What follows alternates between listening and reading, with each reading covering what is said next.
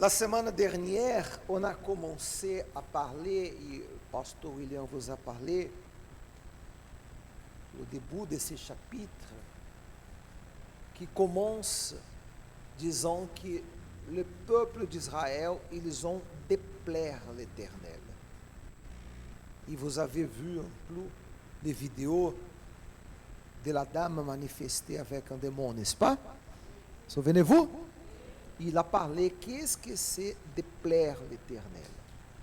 Bien. Pendant 7 ans, l'esclavage était très dur en Israël. Au point que le verset 6 parle qu'Israël fut très malheureux à cause de Madian. Et dans la souffrance, amertume, ils ont clamé l'Éternel. Lorsqu'ils ont clamé l'Éternel, Dieu envoya un prophète pour dire, j'avais dit que vous ne devez pas craigner les dieux des Amoriens, mais vous n'avez pas fait cas, vous n'avez pas écouté. Et commence le verset 11, au verset 11, on voit l'appel, on dirait, de Gédéon. Qu'est-ce que Dieu a vu en Gédéon pour lui choisir? Nous allons apprendre, nous allons méditer. Ok? On a parlé aussi qu'il faisait des cavernes, il quittait leur ville pour habiter dans les cavernes. Imaginez-vous la qualité de vie dans une caverne. Impossible de survivre là-bas. Il dit la Bible, Juge chapitre 6, verset 11. Puis vint l'ange de l'Éternel et s'assit où? Sous les térébines d'Ophra qui appartiennent à Joas, de la famille d'Abiézer. Gédéon, son fils, qu'est-ce qu'il faisait? Qu'est-ce qu'il faisait? Battait du froment au pressoir pour le mettre à l'abri des Madian. Qu'est-ce que ça veut dire ça? Qu'est-ce que ça veut dire? Hein? Qu'est-ce que signifie ça? Gédéon, son fils de Joas, Joas c'était le père de Gédéon. Gédéon, son fils, batta du froment au pressoir pour les mettre à l'abri des Madian. Ça veut dire qu'il était à bras croisés. Hein? Ça veut dire qu'il disait, bon, on est esclave, on ne peut rien faire, il n'a pas comment changer cette situation, alors je vais croiser les bras et attendre. C'est ça? Non. Il sortait de la caverne. Pas tout le monde sortait de la caverne. La plupart restaient cachés. Abaixa um pouquinho aqui, por favor. Ça veut dire qu'il a pris la décision de bouger, de faire ce qu'il fallait faire pour avoir quoi manger. À bras croisés dans la caverne, il allait mourir de faim.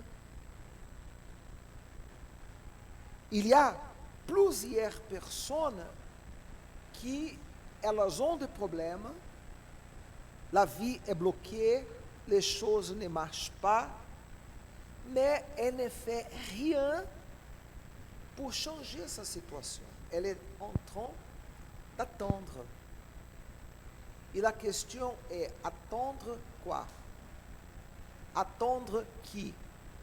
Sûrement, elle attend quelqu'un faire ce qu'elle doit faire. Et si vous ne luttez pas votre lutte, personne ne luttera pour vous.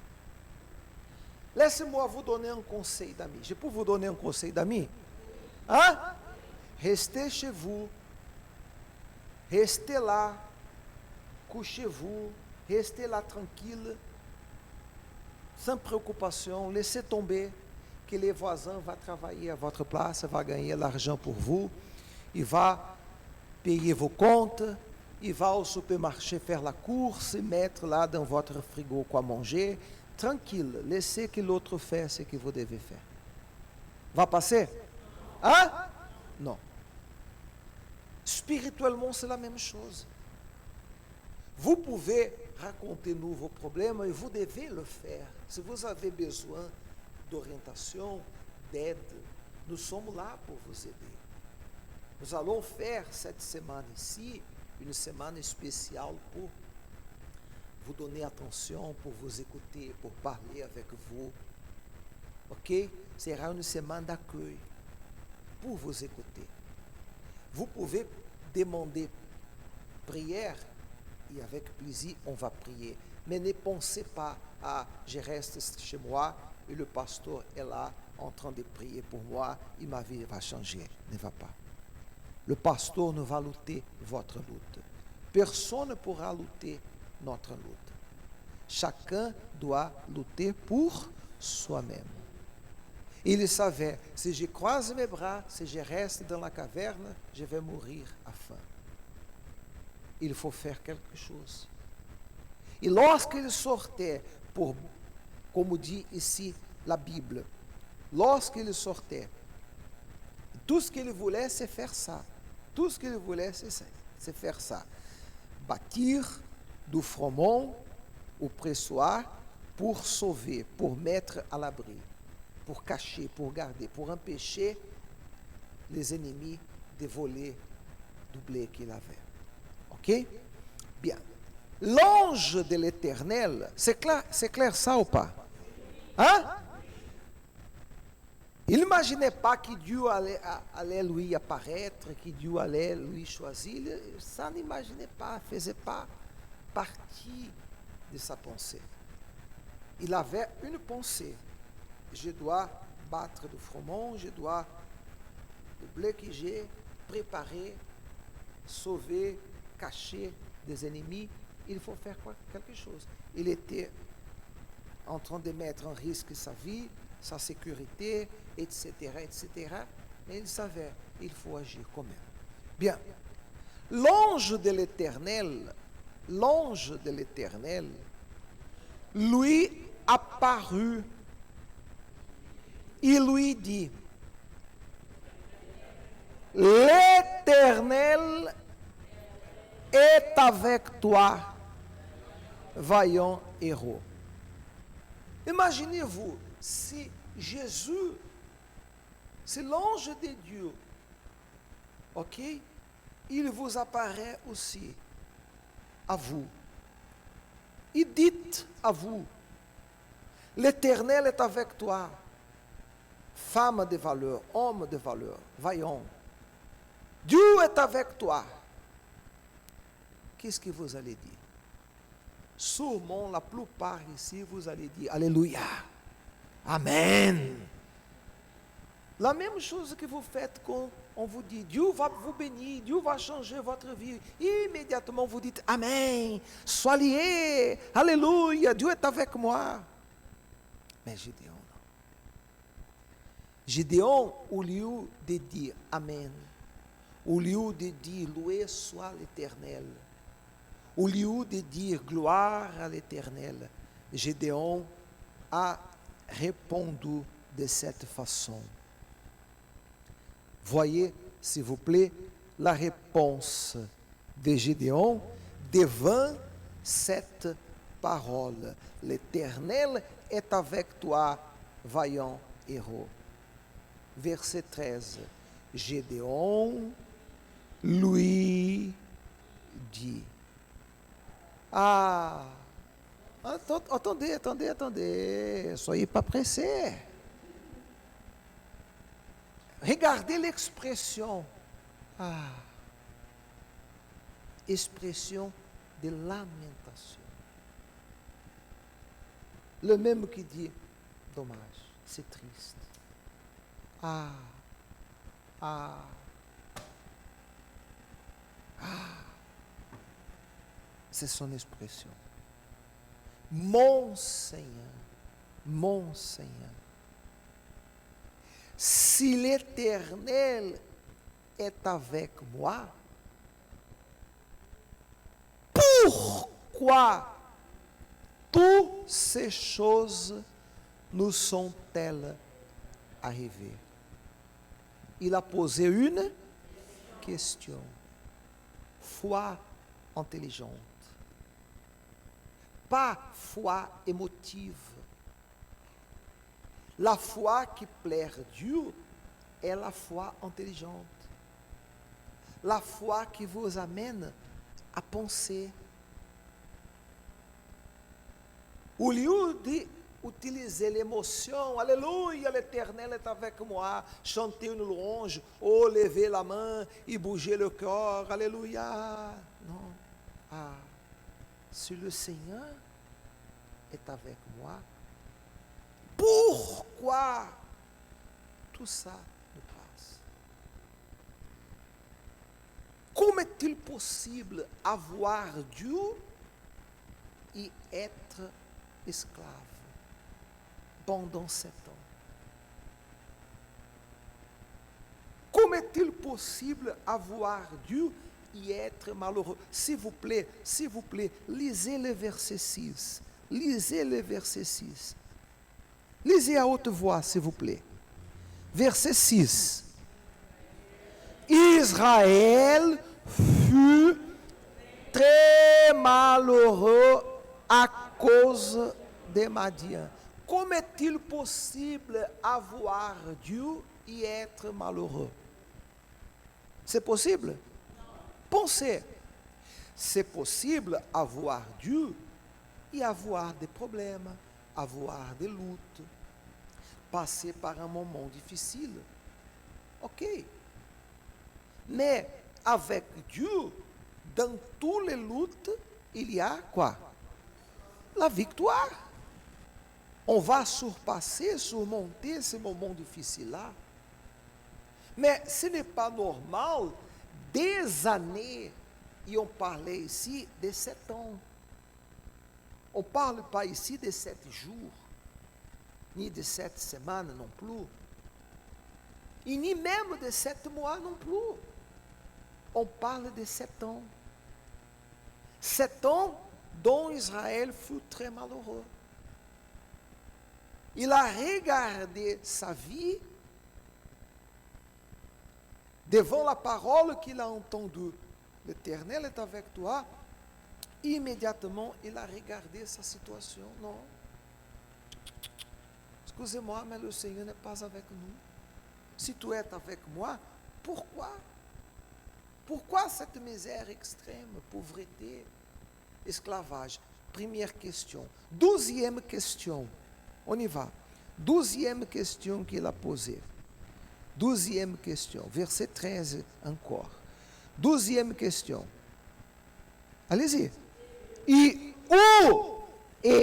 où sont tous ces prodiges que nos pères nous racontent?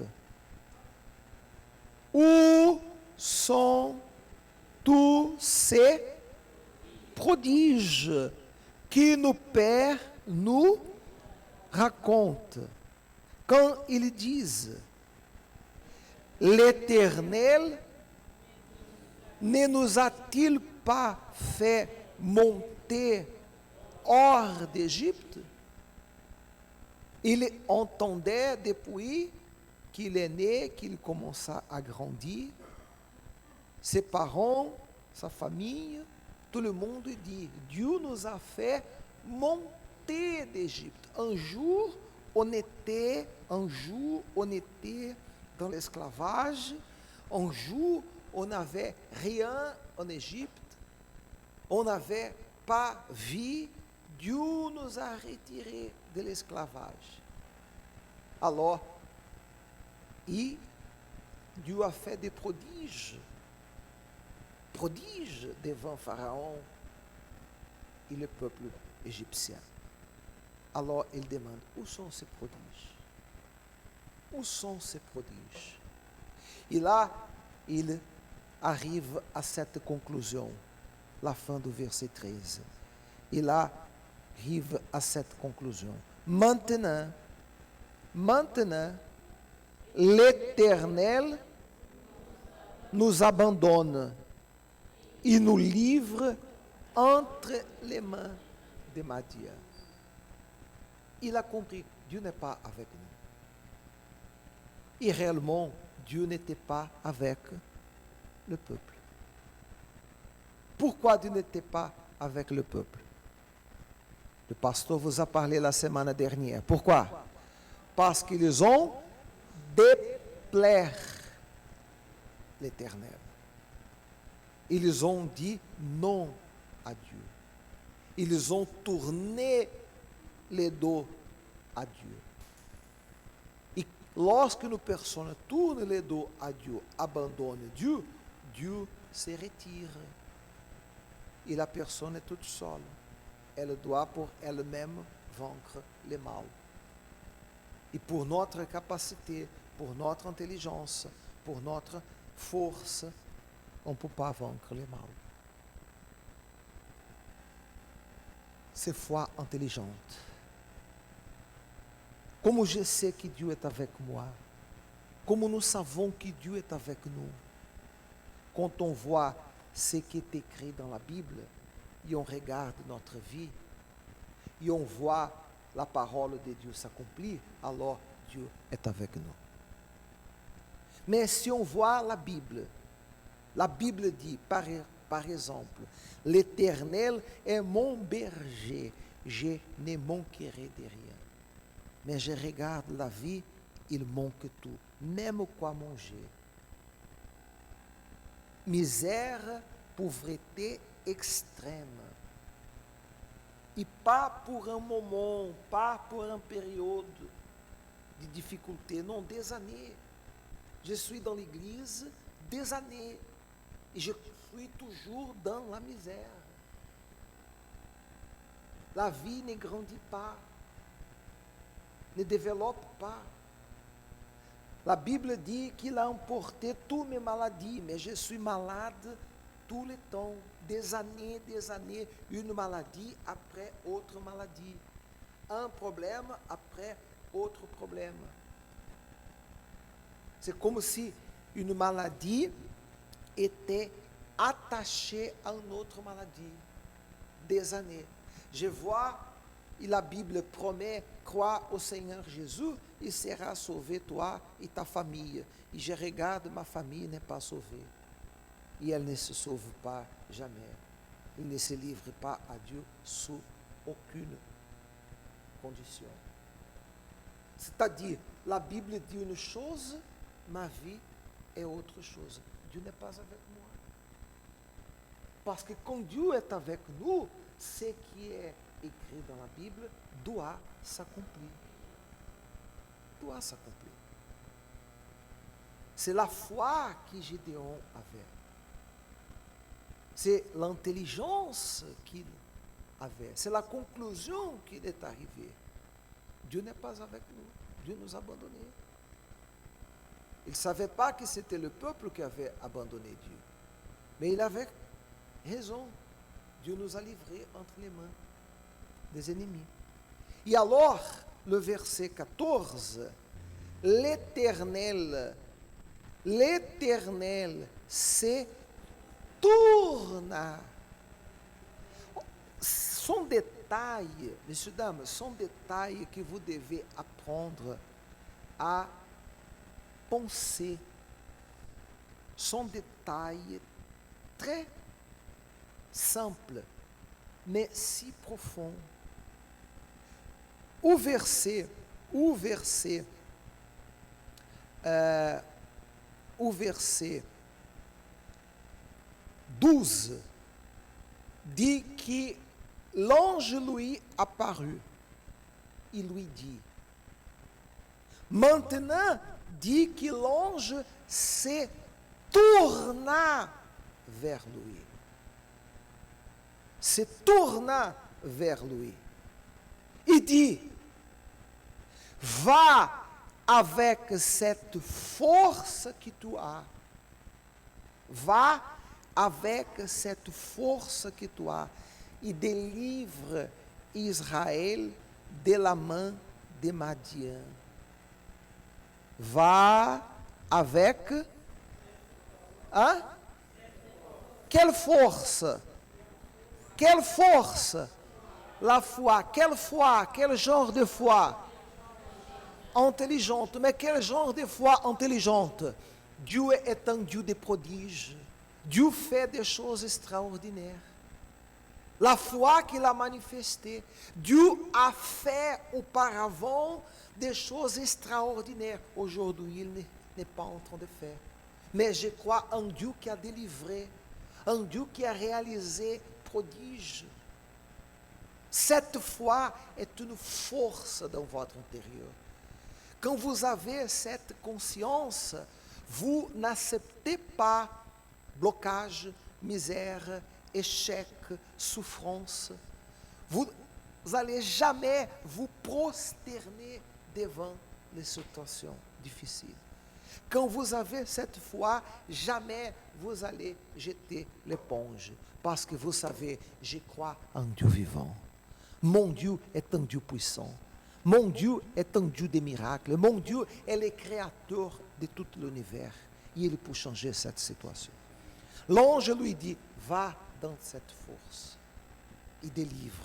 Et devant sa réponse, ou la réponse de l'ange, devant la réponse de l'ange, autrefois, Gédéon répond avec la même expression.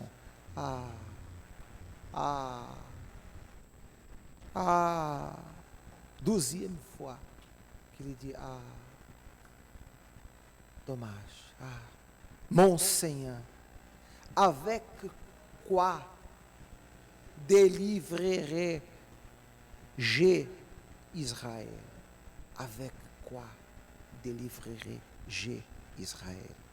Voici ma famille est la plus pauvre en Manassé, et je suis le plus petit dans la maison de mon père. Et ça c'est magnifique, vous savez pourquoi? Parce que Dieu ne choisit pas ceux qui se sont capables. Dieu ne choisit pas ceux qui se croient ou se sont capables, ou intelligents, ou beaux. Non, Dieu choisit toujours ceux qui ne sont rien, ceux qui sont les plus faibles, les plus pauvres. Nous sommes ici aujourd'hui parce qu'il nous a choisis. C'est lui qui nous a choisis. Vous n'avez peut-être aucune condition à les yeux humains. À les yeux humains, faites attention à ce que je vais vous dire. À les yeux humains, peut-être vous n'avez aucune condition. Peut-être les gens vous regardent et disent non, lui ne sert à rien. C'est vous que Dieu a choisi. Dieu ne choisit pas ceux qui sont importants, capables, intelligents, ceux qui ont la capacité, la beauté, la force, la sagesse.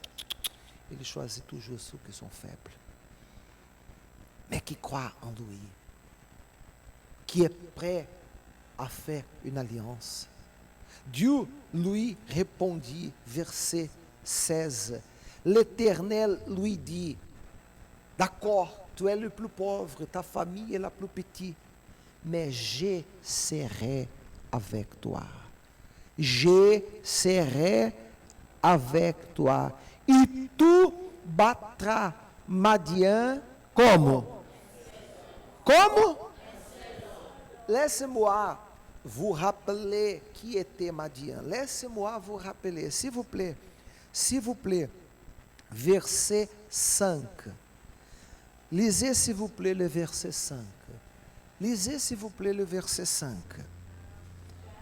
Car ils montaient avec leurs troupeaux et leurs tentes, il arrive comme une multitude de sauterelles. Il était innombrable. Oh, et leurs chameaux, ils venaient dans le pays pour les ravager. Les ennemis montaient, comme il est écrit ici, comme une multitude de sauterelles, innombrables. Et la promesse de Dieu est, je serai avec toi. Et tu battras comme s'il s'était. Combien?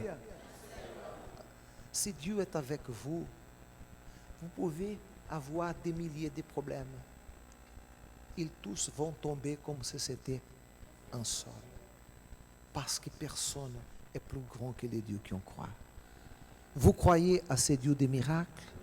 Vous croyez que le Dieu d'hier est le Dieu d'aujourd'hui? Ou est-ce que vous pensez que le temps des miracles a déjà passé? Ou est-ce que vous pensez que Dieu est déjà vieux, fatigué, sont des années, il est déjà à la retraite et il ne fait plus rien? C'est comme ça? Non. Dieu est vivant. Si vous manifestez cette foi de révolte, Gédéon a manifesté une foi de révolte. Et qu'est-ce qu'il a dit pour finir? Verset 17. Gédéon lui dit, si j'ai trouvé grâce à tes yeux, donne-moi un signe pour montrer que c'est toi qui me parles. Ne t'éloigne point d'ici, jusqu'à ce que je revienne auprès de toi et que j'apporte mon offrande, et que je la dépose devant toi. Et l'Éternel lui dit, je resterai jusqu'à ce que tu reviennes. C'était naturel, faisait partie de leur conscience, préparer offrande à l'Éternel. Il savait, si mon offrande est acceptée, ma vie est acceptée. Il savait que leur vie dépendait de leur offrande. Parce que l'offrande, elle représente, elle symbolise la vie de la personne. L'offrande n'achète pas, l'offrande n'a rien à voir avec argent. L'offrande montre à Dieu qui suis-je devant lui. Il est allé, il lui prépara son offrande, il disait chez vous, après, il a mis sur la pierre, le feu a monté, a consumé, il a compris, réellement c'était Dieu qui m'a parlé. Et plus tard, le même soir, vous lisez là, le verset 25, dans la même nuit, l'Éternel dit à Gédéon, prends les jaunes taureaux de ton père et un second taureau de 7 ans, renverse l'autel de Baal, qui est à ton père, et abat le pieu sacré qui est dessous. Il bâtira ensuite, et tu disposeras sur le haut de ces rochers un autel à l'Éternel ton Dieu. Tu prendras le second taureau et tu offriras un holocauste avec les bois de l'idole que tu auras abattu. Dieu a donné une direction. efface l'idolâtrie. Ton père a un autel d'un Dieu de bois. Brise cet autel. Défaire cet autel. Coupe cette idolâtrie pour que je puisse te bénir. Bâtis un autel à l'Éternel. Un autre mot, livre ta vie à moi. Prends le second taureau, qui c'était tout ce qu'il avait, la garantie de son futur, et sacrifie. Un autre mot, dépose ta vie entre mes mains.